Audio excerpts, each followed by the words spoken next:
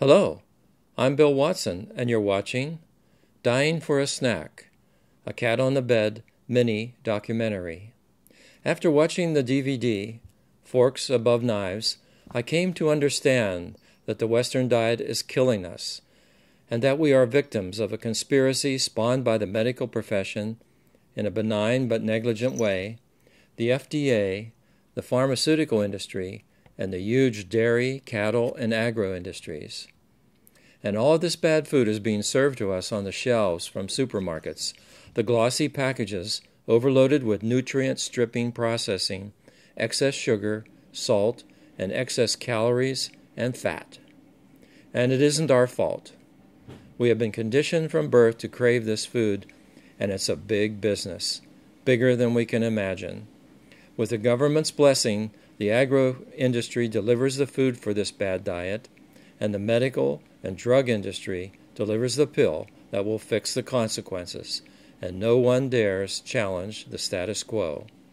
And for the most part, as a nation, we are a party to this conspiracy because this food is what we want, or have been taught to want.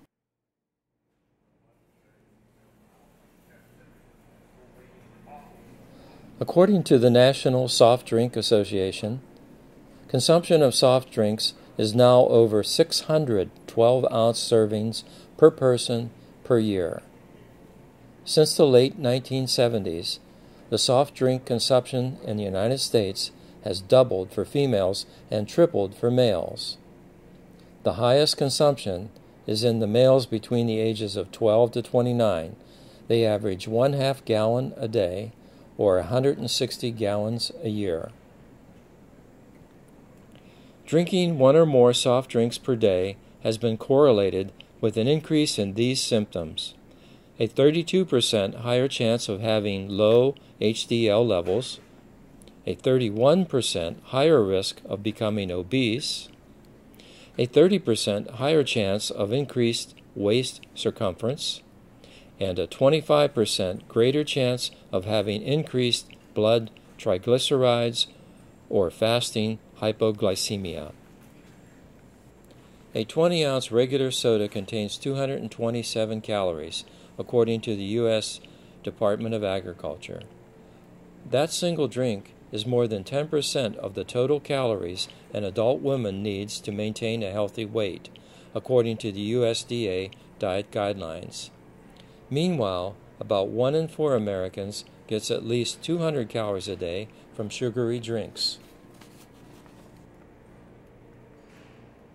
Americans get processed food not only from fast food restaurants, but also from their neighborhood grocery stores. As it stands, about 90% of the money that Americans spend on food is used to buy, that's right, processed foods. Think about it. If it comes in a box, can, bag, or carton, it's processed. The fact that these foods are so readily available, and often of such poor quality, has led some, like Associate Professor of Pediatrics at Harvard, David Ludwig, to say that they're actually discouraging healthy eating and leading to a toxic environment. There's the incessant advertising and marketing of the poorest quality foods imaginable. To address this epidemic, you want to make healthful foods widely available, inexpensive, and convenient, and unhealthful foods relatively less so. Indeed, we've done the opposite, says Ludwig. Processed foods have, indeed, been implicated in a host of chronic diseases and health conditions that are currently plaguing the nation, one of which is obesity. That's one bad cat, Harry.